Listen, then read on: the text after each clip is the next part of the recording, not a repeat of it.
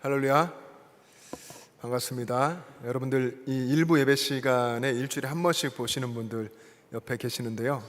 옆에 계시는 신앙의 이 동료들이 있어서 얼마나 감사합니까? 우리 한번 좌우 앞뒤 바라보시면 인사하겠습니다. 반갑습니다. 사랑합니다. 반갑습니다.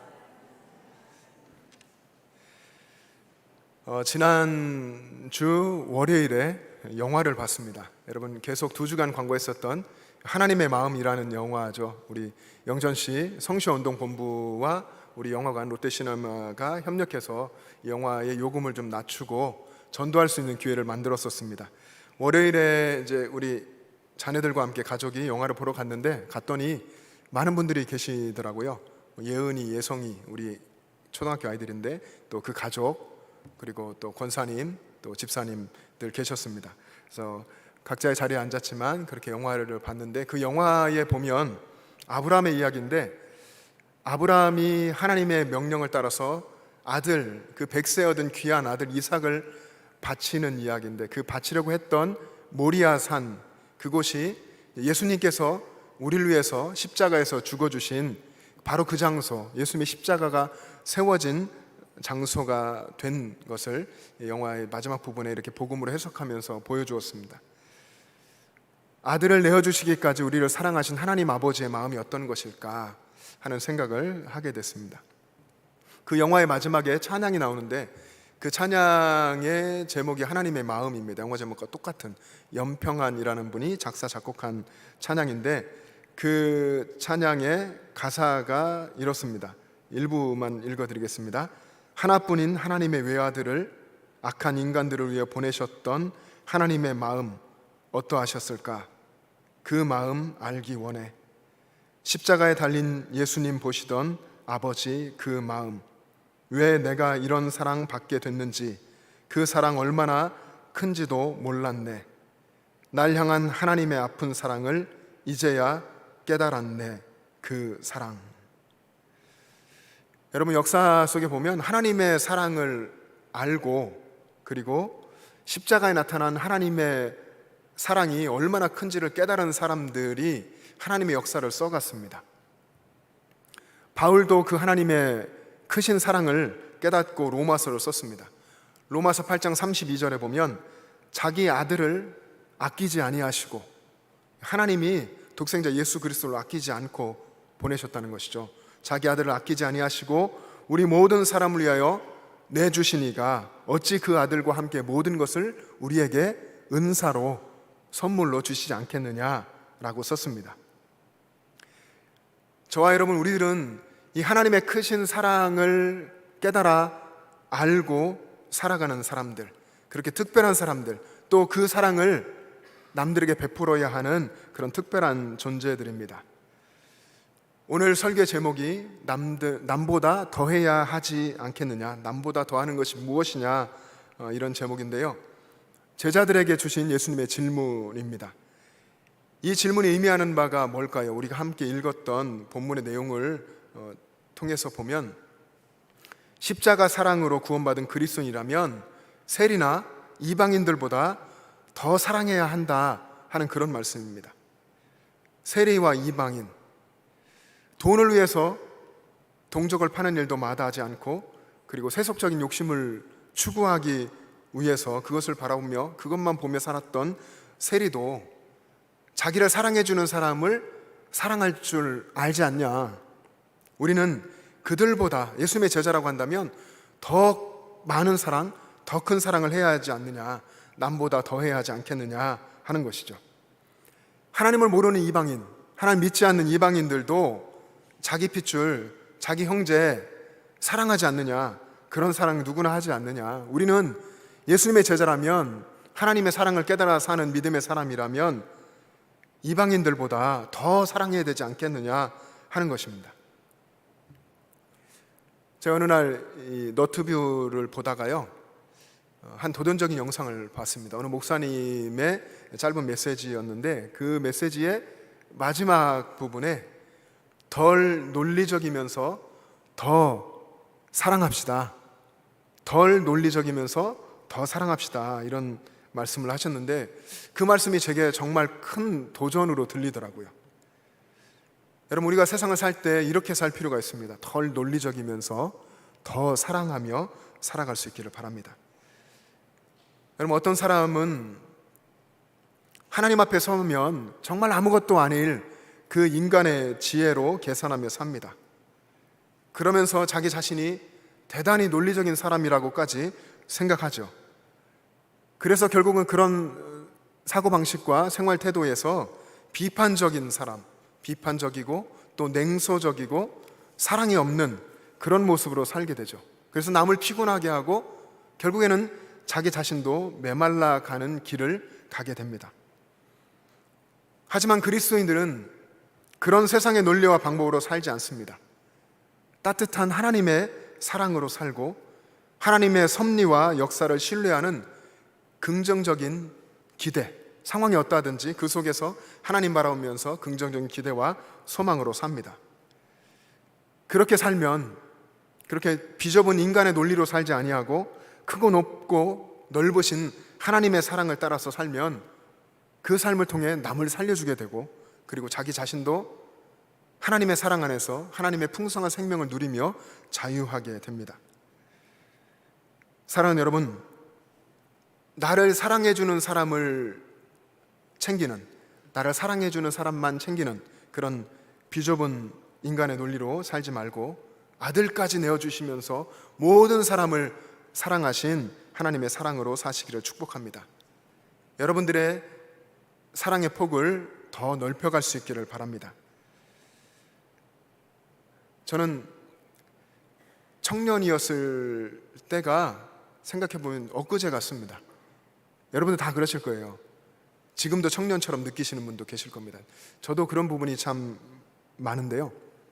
그런 생각을 하면 참 시간은 늘 빠르다 하는 생각을 합니다.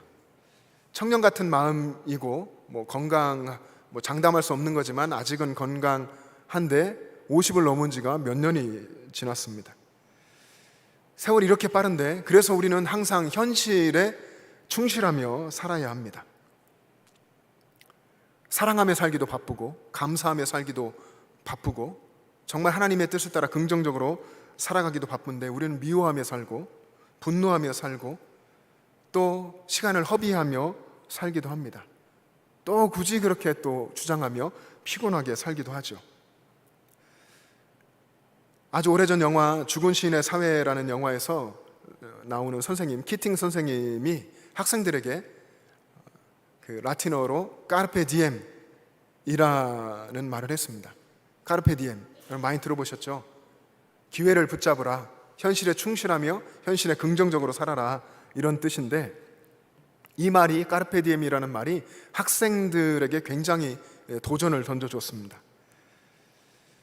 여러분의 인생 그 짧은 시간을 세상의 논리와 방법으로 살면서 허비하지 마시고 하나님의 사랑으로 긍정적으로 충실하게 살아가시기 바랍니다. 여러분, 공부할 수 있을 때, 또 교회 안에서 성경 공부할 수 있을 때 그 기회를 붙잡고, 또 섬길 수 있다면 섬길 수 있을 때 섬기시고, 베풀 수 있다면 베풀 수 있을 때, 하나님 주셨을 때 베푸시기를 바랍니다. 봉사할 수 있을 때 그때 봉사하시기를 바랍니다. 하나님이 주신 시간이 아직 허락되어 있을 때 그때에 부지런히 그리고 충성스럽게 사랑으로 사시길 바랍니다. 하나님께서 여러분에게 주신 그 수많은 재능과 달란트를 계산하실 그날이 곧 올 겁니다. 여러분에게 주신 재능과 달란트를 활용해서 남을 사랑하고 섬길 수 있기를 바랍니다.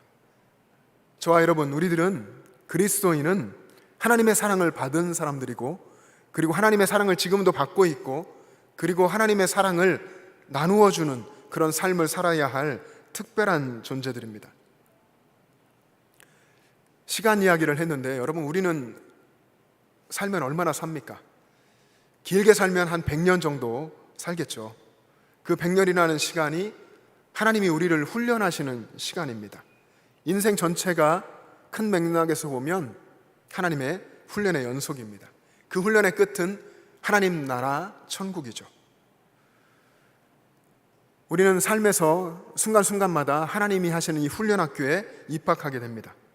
하나님은 그 훈련학교에서 우리를 만지시면서 우리의 믿음을 훈련하시고 감사를 배우게 하시고 또 사랑을 배우게 하십니다. 만약 여러분이 생각하실 때에 지금 하나님의 훈련학교에 입학하셨다고 생각한다면 하나님의 선하신 계획과 뜻을 믿으셔야 합니다. 훈련할 때마다, 훈련을 받을 때마다 훈련하시는 분의 의도를 아는 것이 중요하지 않습니까? 근데 하나님이 하시는 훈련은 처음부터 그 훈련의 의도와 목적을 가르쳐 주시지 않습니다. 그런 경우가 참 많습니다. 다만 훈련을 받을 때 충성스럽게 그 훈련에 믿음으로 임할 때에 하나님의 그 깊은 의도를 깨닫게 하시죠. 그래서 우리는 하나님은 우리에게 대하여 언제나 선하시고 인자하시다고 하는 믿음을 가져야 하는 겁니다.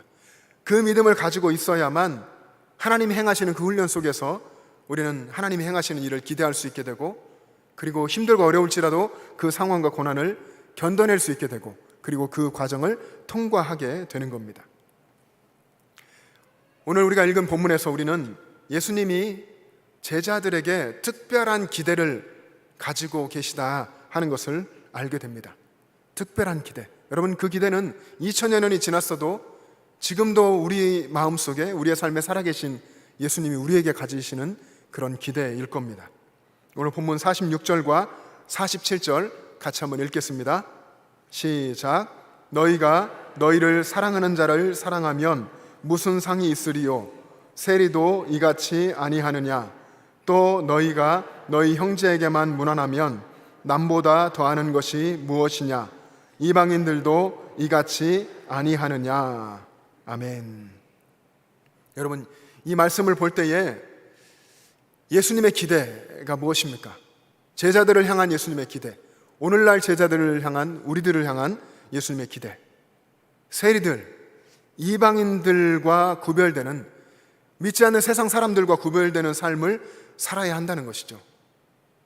그들보다 더 넓고 더 큰 하나님을 닮은 사랑으로 살아야 하고, 그들과는 무엇인가 다른 특별한 기준을 가지고 선택하는 그런 가치 있는 삶을 살아야 한다는 것입니다. 그 삶은 조건 없이 다른 사람들을 사랑하는 삶, 예수님 닮은 거룩한 삶입니다. 이렇게 살면, 여러분 주변에도 아마 그런 분들이 있으시겠지만, 이렇게 정말 하나님의 사랑을 따라서 살아가면, 아, 저분은 진짜 예수님 믿는 사람 같아. 내 주변에 교회 다니는 사람들은 많은데 저분은 정말 예수님 믿는 사람 같아. 저분은 뭔가 달라. 이런 이야기를 듣게 되죠. 여러분, 예수님의 질문, 너희가 남보다 더하는 것이 무엇이냐? 남들과 달라야 하지 않겠느냐? 이 질문을 우리들 자신에게 던져볼 수 있기를 바랍니다. 여러분, 예수님을 믿은 후에 여러분에게 어떤 변화가 일어났습니까? 나는 과연 정말 예수 믿고 변화된 사람인가 하는 것이죠. 믿지 않는 사람과 나는 어떤 점이 다른가? 세상 사람들과 구별되는 부분이 내 안에 있는가 하는 것이죠. 이기적인 사랑을 하지 않고 이타적인 다른 사람을 사랑하는 예수님 닮은 그런 사랑을 하며 살고 있는가 한번 질문해 보자는 것입니다. 또 우리들의 모임, 우리 그리스도인들의 모임인 이 교회, 우리 교회는 세상의 다른 모임들과 어떤 차이가 있는가 하는 질문도 하면 좋겠습니다. 우리 교회는 정말 사랑의 공동체인가? 나는 주님의 몸된 이 교회를 이루는 지체로서 사랑하며 살고 있는가? 우리 교회는 타인을 위해 존재하는 그런 이타적인 공동체인가? 나는 주님의 몸된 교회의 지체로서 타인을 위해서 존재하고 있는가 하는 것입니다. 여러분, 우리가 그리스도인됨의 정체성은 쉽게 말하면 세상과의 차별성입니다. 세상과 다르다 하는 것이죠. 세상 사람들과는 다른 사랑을 하고 세상 사람들과 다르게 사는 것입니다. 그것이 그리스도인다운 모습이죠. 예수님의 말씀을 들었던 제자들, 오늘 본문에 있는 이 제자들, 그리고 제자들의 말을 전수받은 초대교회 성도들의 삶, 거기에서 우리는 그리스도인다운 사랑을 발견할 수 있게 됩니다. 여러분, 초대교회 성도들은 형제를 사랑했습니다. 형제라고 하는 말 성경에 신약에 여러 번 나오는데, 이 형제라고 하는 헬라어는 아델포스입니다. 아델포스는 합성어인데 아라고 하는, 하나라고 하는 아와, 그리고 델포스라고 하는, 이 델포스는 어머니의 자궁이라는 뜻입니다. 그러니까 하나의 자궁에서 태어난 사람들이라는 것이죠. 분명히 어머니가 다 다른데 우리는 하나의 자궁에서, 다시 말하면 하나님의 그런 사랑 안에서 태어난, 새롭게 태어난 존재라고 그들은 그렇게 믿었고, 그런 사랑으로, 그런 형제 사랑으로 서로를 사랑했습니다. 그래서 그들이 속하게 된 그들의 모임인 이 초대교회 공동체는 하나님 안에서 새로운 사랑으로 사랑하는 새로운 가족 공동체였던 것입니다. 그 당시에 그리스도인들은 이런 사랑, 형제 사랑으로 세상에 충격을 줬습니다. 그런 사랑의 모습을 세상 사람들이 보게 됐죠.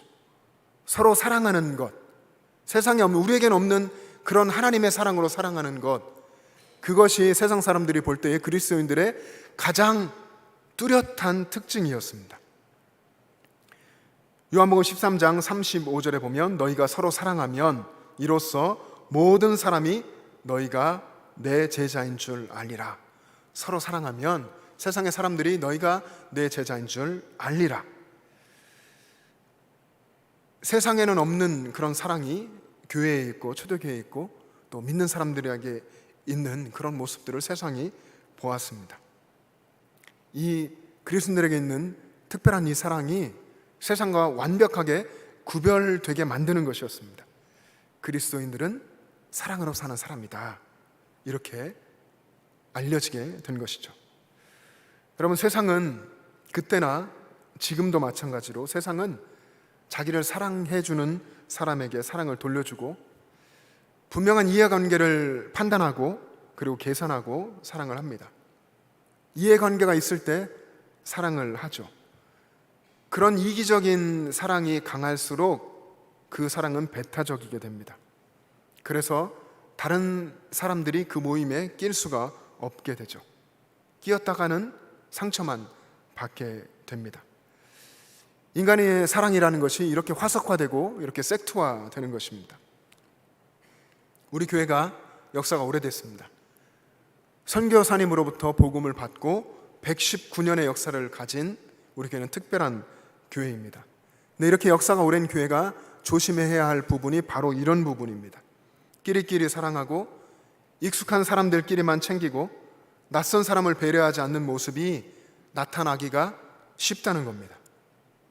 물론 여러분, 낯선 사람들, 새로운 사람들을 형제처럼 사랑하게 되고 그분들을 받아들이게 돼서 이 모임이 점점점 커지고, 게다가 익숙하던 사람들, 늘 교제하던 사람들과도 더 깊은, 더 넓은 사랑을 나눌 수 있다면, 그런다면 그보다 더 좋을 수 없을 것입니다. 그러나 인간의 습성은 가만히 두면 그렇게 가지 않죠.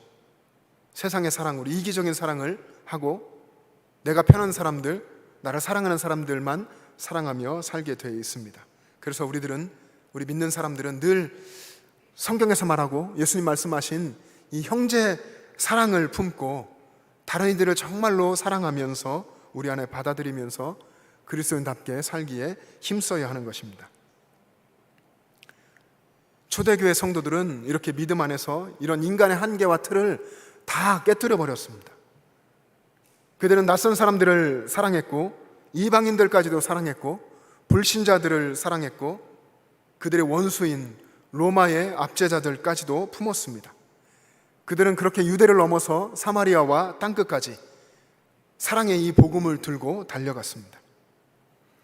그럼에도 그들에게 어마어마한 박해가 몰려왔습니다. 하지만 그 혹독한 고난 속에서도 형제 사랑을 포기하지 않았습니다. 이런 모습을 본 히브리서 기자는 믿음장 히브리서 11장을 쓰면서 이런 사람들, 이런 그리스도인들 세상이 감당하지 못했다라고 썼죠. 더 놀라운 것은 예수님이, 오늘 본문이 산상수훈 속에 있는데 예수님이 이 사랑에 원수까지도 사랑하는 것을 요구했다는 것입니다. 예수님은 오늘 우리에게도 이 원수까지 사랑하는 그 사랑을 기대하십니다. 세상이 보여주는 사랑과 완전히 구별되는 사랑으로 살기를 원하시는 것입니다. 세상은 결코 원수를 사랑하지 않습니다. 우리도 예수님이 우리를 구원해 주지 않았다면 여전히 세상에 속한 사람들인데 그 사랑을 알죠. 그 사랑이 어떤 사랑인지. 원수를 사랑하지 않습니다.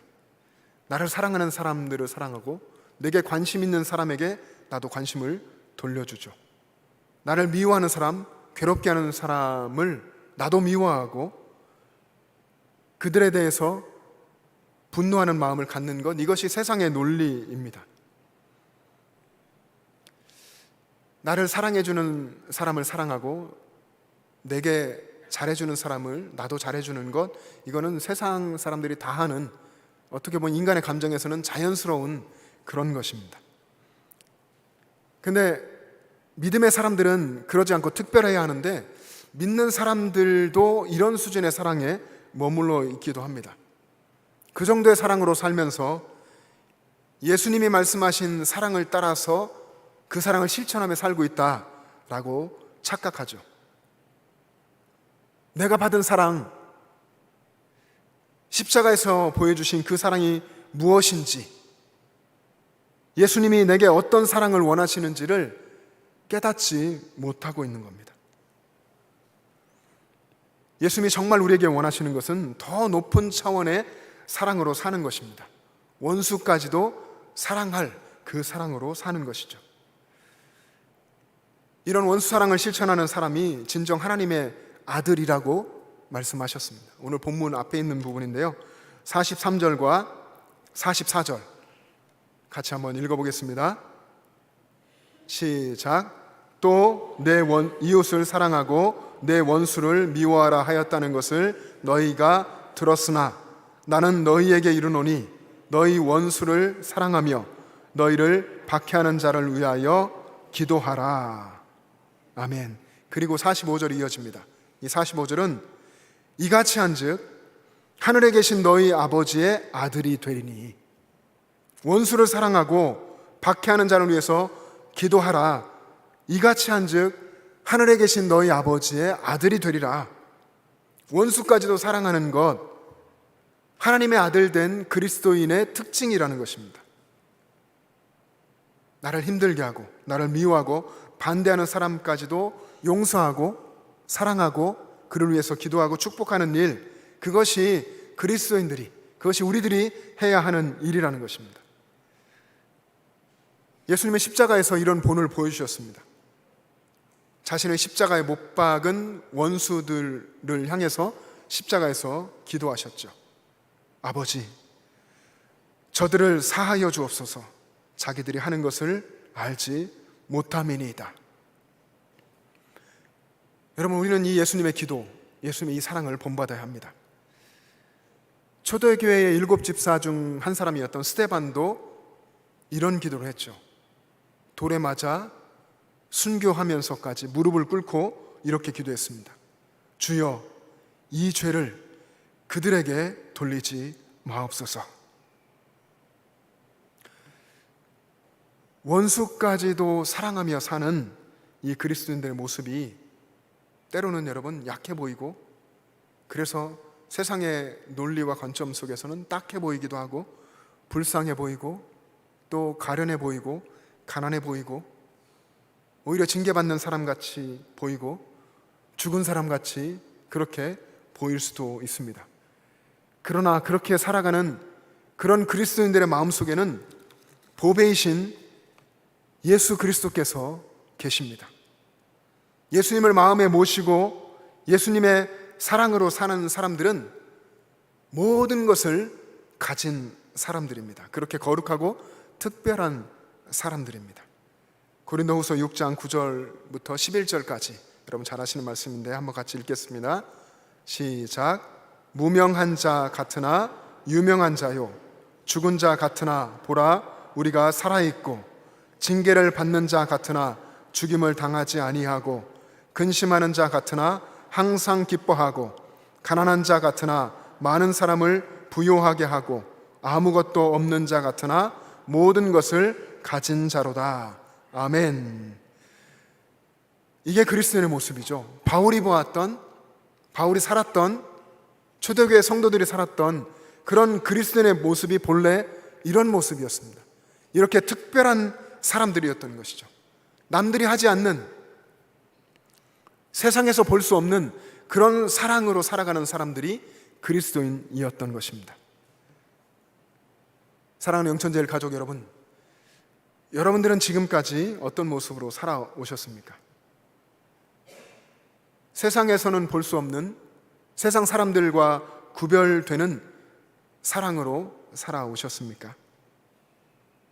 아니면 정직하게 나를 돌아볼 때에 내가 사랑이라고 생각했던 것, 또 예수님의 사랑을 실천한 것이라고 생각했던 것이 어디서나 볼 수 있는, 세상에서 다 볼 수 있는 그런 인간적이고 세속적인, 이기적인 사랑이었습니까?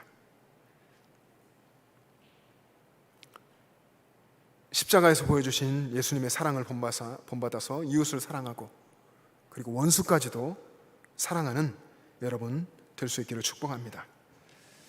저와 여러분, 우리 모두가 이런 사랑으로 살면 우리 교회, 주님의 몸된 우리 영천제일교회는 사랑이 넘치는 행복한 교회가 될 것입니다. 남보다 더하는 사랑으로, 원수까지도 사랑하는 예수님의 그 사랑으로 사시기를 바랍니다. 그래서 더 많은 사람들을 여러분 가운데 품고 하나님의 역사의 통로가 돼서 더 많은 사람들을 구원해내고 진정한 사랑의 공동체를 만들어가는 여러분 되시기를 주님의 이름으로 축복합니다.